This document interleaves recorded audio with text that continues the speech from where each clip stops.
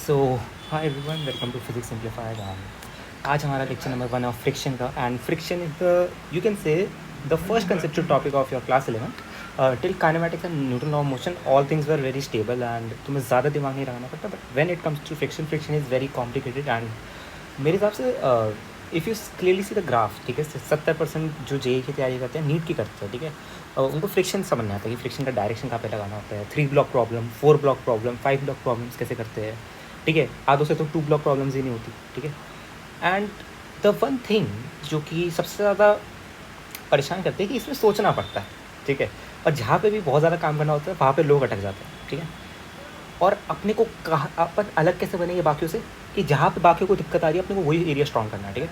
And friction I would say कि उसके direct question JEE advance में नहीं आते, ओलंपियाड्स में नहीं आते, बट उसका जो एप्लीकेशन है, rotation, centre of mass, work पर एनर्जी, सर्कुलर मोशन, फिर इलेक्ट्रोस्टैटिक्स में जाओगे, हर जगह मॉडर्न फिजिक्स, हर जगह एवरीवेयर फ्रिक्शन हर जगह लगेगा, ठीक है। क्वेश्चन को थोड़ा और मॉडिफाई करने के लिए, थोड़ा और कंसेप्चुअल बनाने के लिए हम फ्रिक्शन डाल देते हैं, ठीक है। So this is the lecture number 1 of friction and you are watching physics simplified. Let's continue it, ठीक है। सो सबसे पहले देखते हैं फ्रिक्शन आता क्यों है और कैसे अराइज होता है, ठीक है। ठीक है, तो एक्चुअली फ्रिक्शन ना ग्राउंड की वजह से आता है। जो अपन जैसा लेट्स से कि जैसे हमने एनएलएम स्टार्ट किया था, एक ब्लॉक को ग्राउंड पे रखते हैं, ठीक है। तो चलो मैं एक ब्लॉक को ग्राउंड पे रखता हूँ और फिर देखते हैं क्या सीन चल रहा होगा इस पर, ठीक है। देखना ज़रा, ये ब्लॉक रख दिया मैंने, ठीक है, ग्राउंड पे बिल्कुल आराम से। और ये एम मास का ब्लॉक है, ठीक है। अब एक्चुअली क्या होगा ना, ये जो सरफेस है, ये जो नीचे सरफेस है, ये वाला पिंक वाला जो मैंने बनाया है, इस पर ना ऐसे ऐसे ऐसे ऐसे ये होगी, देखना, ऐसे ऐसे ऐसे ऐसे, इसको इंटरलॉकिंग्स कहते हैं, ठीक है। और जो बॉक्स का सरफेस होगा वो ऐसे ऐसे ऐसे ऐसे ऐसे ऐसे ऐसे ऐसे ऐसे होगा, ठीक है। तो जब ये ब्लॉक मूव करता है, जब ब्लॉक मूव करता है, ठीक है, जब ब्लॉक पे फोर्स लगता है, तो उसकी वजह से कुछ रफ सरफेस की वजह से मतलब रुकावट सी आती है, वो एक फोर्स देता है, ये जहाँ पे एक फोर्स जनरेट होती है, इसी को हम फ्रिक्शन फोर्स कहते हैं, ठीक है। इसके डेप्थ में नहीं जाना तो मैं, ठीक है, इसका कोई लॉजिक नहीं है और कोई नहीं पूछता, थ्योरेटिकल है, ठीक है। और इससे अपना फ्रिक्शन का कोई भी क्वेश्चन का कोई रिलेशन है ही नहीं, कभी नहीं आएगा, ठीक है। ओके, ये तो बस क्या था कि अपन ने उसके लिए बता दिया, फॉर्मेलिटी के लिए, ठीक है। ठीक है, चलो आगे बढ़ते हैं। अब देखते हैं कि यार क्या होता है फ्रिक्शन, कैसे काम करता है, ठीक है। हम बिल्कुल बेसिक से स्टार्ट करते हैं, ठीक है। देखना ज़रा, हमें अभी कुछ नहीं पता, ठीक है। अगर तुम्हें कुछ भी पता है, स्टैटिक, काइनेटिक सब भूल जाओ अभी के लिए, वरना तुम गड़बड़ कर दोगे, ठीक है। ओके, लेट्स से एक ब्लॉक पड़ा है, ठीक है। एंड अगेन जो मैंने अपनी क्लास में भी एग्जांपल दिया था, वो अगेन मैं यहाँ पे दे रहा हूँ कि एक ब्लॉक पड़ा है एम मास का, ठीक है। अब क्या हुआ, यहाँ पे ना कंपटीशन चल रहा था कि कौन बॉक्स को हिला सकता है, ठीक है। We have participant number 1, participant number 2, participant number 3, ठीक है, 1, 2 एंड 3, ठीक है।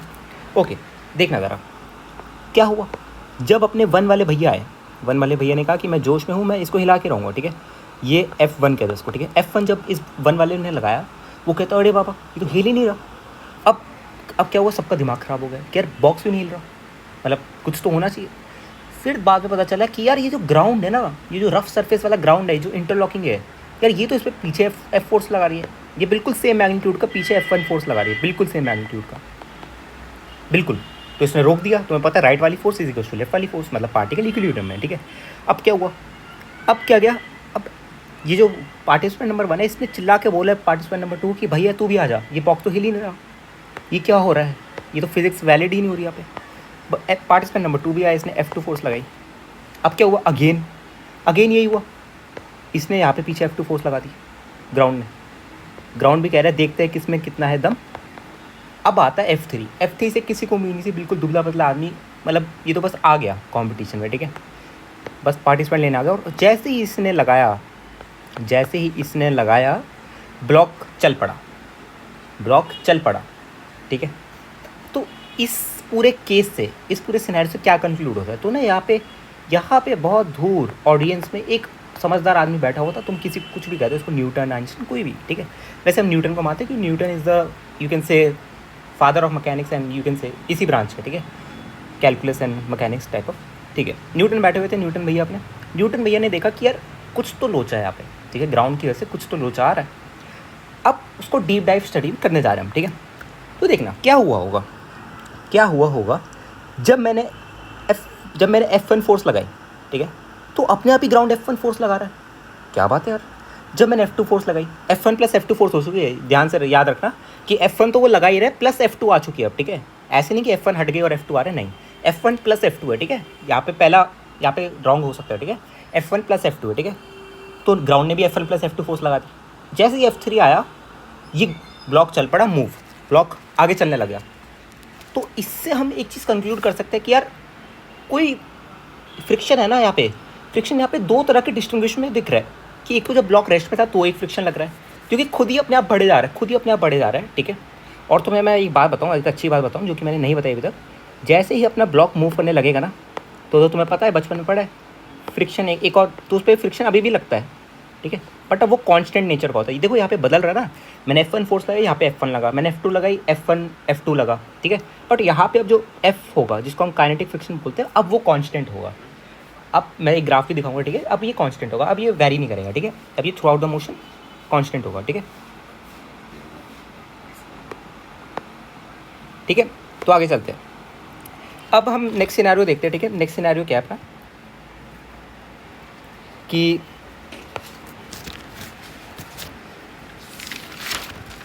ग्राफ देख लेते हैं एक बार, ठीक है। एंड उससे हम एक बार कंक्लूड कर लेते हैं कि कितने प्रकार के फ्रिक्शन होते हैं, कैसे वर्क करते हैं, ठीक है। ऑलराइट, चलो एक चीज़ मेरे को उससे पहले और बतानी है, ठीक है। एक चीज़ उससे पहले मेरे को और बतानी है कि एक होता है something called contact force, net contact force, ठीक है। NLM में मैंने बताया था कि कॉन्टैक्ट की वजह से जितने भी फोर्सेस डेवलप होते हैं उनको जो रिजल्टेंट आता है उसको हम कहते हैं नेट कॉन्टैक्ट फोर्स, ठीक है। अब तुम्हें पता है कि यार कॉन्टैक्ट की वजह से जो भी फोर्स डेवलप होती है, एक तो हमें पता है अच्छे से, जो अपन ने NLM में भर भर के लगाया, वो है नॉर्मल फोर्स, नॉर्मल फोर्स, ठीक है, जो कि किसी के कॉन्टैक्ट की वजह से होता है। अगर कॉन्टैक्ट ही नहीं है तो नॉर्मल फोर्स नहीं होता, ठीक है। और एक और आ जाती है, अब जैसे ही फ्रिक्शन आता है वैसे ही तुम्हें पता है कि अगर यार मैं ब्लॉक को हवा में चलाऊँ, ठीक है, हवा में चलाऊँ और कोई एयर रेजिस्टेंस नहीं है, ठीक है, वहाँ पे भी नहीं तो एयर रेजिस्टेंस आ जाती है। अब कोई एयर रेजिस्टेंस नहीं है और मैंने ग्राउंड पे, मतलब मैंने हवा में उठा के चलाया, ठीक है, तो इस पर फ्रिक्शन नहीं लगेगा, ठीक है। इसका मतलब क्या है कि ग्राउंड पे होना चाहिए तभी फ्रिक्शन लगेगा। तो ये भी एक कॉन्टैक्ट फोर्स में आ रहा है कि कॉन्टैक्ट तो होना ही चाहिए उस फोर्स के लिए।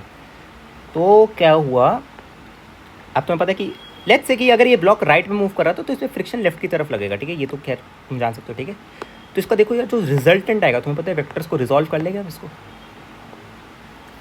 Parallelogram law of vector addition से, इसका जो रिजल्टेंट आएगा ये आएगा, ठीक है, ठीक है। इसको क्या बोलते हैं हम, F कॉन्टैक्ट, नेट कॉन्टैक्ट बोल दो, कुछ भी बोल दो, ठीक है।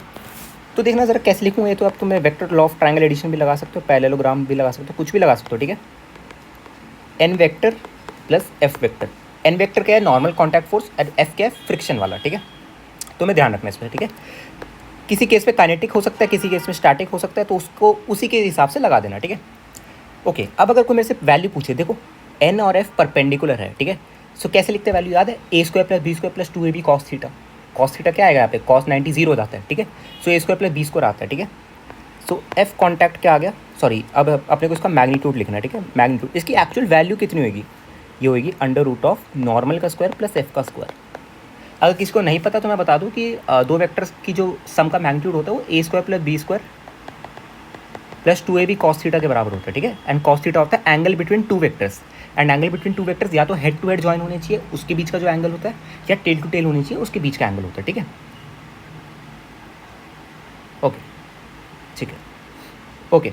तो ये कॉस थीटा जीरो हो गया, तो ये under root of A square plus B square वही लिखा है मैंने, ठीक है। आई होप इसमें कोई डाउट नहीं होगा तुम्हें, ठीक है, ठीक है। आगे चलते हैं, ठीक है, ठीक है। अच्छा, अब ज़रा मैं इस केस को ज़रा यहाँ पे कुछ लाइंस पे कंक्लूड करना चाहता हूँ, ठीक है। कंक्लूजन नंबर 1 लिखते हैं। तुमने देखा कि यार after application of F3 block started moving, ठीक है, ब्लॉक स्टार्टेड मूविंग। या तुम कह सकते हो कि ब्लॉक पे टेंडेंसी आ गई मूव करने की। टेंडेंसी मतलब क्या होता है कि अगर ब्लॉक पे टेंडेंसी आ गई मूव करने की, and if I applied a very DN force, very DN force, the block will start moving. इसी को कहते हैं टेंडेंसी आना, ठीक है। After application of F3 block, after application of F3 block started moving, ठीक है, ठीक है। आगे बढ़ते हैं, ठीक है, इससे ऑलराइट, ठीक है। एक कंक्लूजन ये हो गया अपना, ठीक है। और दूसरा कंक्लूजन ये कर सकते हैं कि यार there must be more than one type of friction which are applicable on the block. मतलब क्या है, देखो मैं समझाता हूँ एक बार। देखना यार, एक्चुअली ना क्या है कि कैसे एक से ज़्यादा हो सकता है। देखो, एक फ्रिक्शन मेरे को दिख रहा है जो कि कांस्टेंट आ रहा है। कब आ रहा है वो? जब ब्लॉक मूव कर चुका है। उससे पहले नहीं आ रहा, उससे पहले तो अपने आप को एडजस्ट कर रहा है, ठीक है। एक तो है जो कांस्टेंट आ रहा है, ओके। एक है जो अपने आप को एडजस्ट करे जा रहा है, एडजस्ट, सेल्फ एडजस्ट करे जा रहा है। मैंने कुछ नहीं कहा उसको करने को, वो अपने आप ही लगाया जा रहा है, अपने आप ही लगाया जा रहा है, पर एक वैल्यू तक, पर एक वैल्यू तक।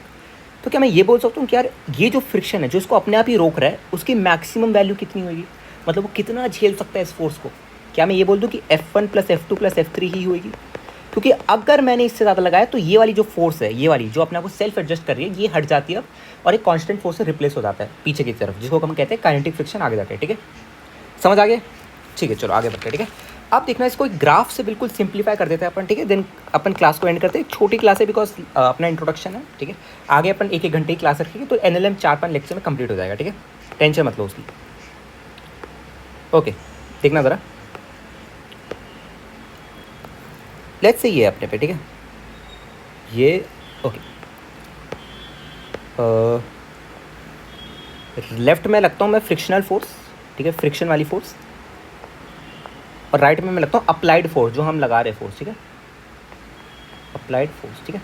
ऑलराइट, तो देखो सबसे पहले क्या देखो ग्राफ कैसे बनाते हैं मैंने बताया। पहले एक फंक्शन बनाओ, फंक्शन नहीं है तो ग्राफ नहीं है, पहले फंक्शन बनाओ, रिलेशन बनाओ, उनके बीच का रिलेशन बताओ, कौन किस पर डिपेंड कर रहा है ये बनाओ, कैसे डिपेंड कर रहा है, लीनियरली, पैराबोला, कैसे, क्यूबिक, वो बनाओ सबसे पहले। तो कैसे बनाएंगे, देखो अगर मैंने इस पर F1 फोर्स लगाई तो ये मेरे पे कितनी लगा रहा है, F1, ठीक है। अगर मैंने F2 लगाई, मेरे पे कितनी लगा रहा है, F2। इसका मतलब क्या है कि applied force is equal to frictional force. और हम ग्राफ किसका बना रहे हैं, applied force versus frictional force versus applied force. ये तो क्या, ये y = x आ गया। अब अगर तुम इसको y = mx + c से कंपेयर कराओ तो यहाँ पे c 0 है, मतलब जो लाइन है वो ऑरिजिन से जाएगी, ये तो पता चल गया। और ये एक स्ट्रेट लाइन की इक्वेशन बन रही है, ये भी दिख रहा है। और m इसका 1 है, मतलब क्या है, tan थीटा क्या है, 45 डिग्री। एंड tan थीटा क्या होता है, एंगल विद हॉरिजॉन्टल, ठीक है। सो ये अपना क्या बन रहा है, देखो ज़रा, ये बन रहा है अपना कुछ टाइम तक ऑफ 45 डिग्री, ठीक है। अब ना क्या होता है यार, तुमने देखा, देखो देखना क्या होता है। इसके बाद क्या होता है कि ब्लॉक सडनली मूव करने लग जाता है after the application of F3 force, ठीक है। अब क्या हो रहा है ग्राफ में देखना ज़रा, और तुम्हें दिख रहा है कि इसके बाद फोर्स एक कांस्टेंट हो रही है, कांस्टेंट फोर्स आ रही है। देखो मैंने बताया ना, ये F की जो है अब ये कांस्टेंट हो जाएगा, ठीक है।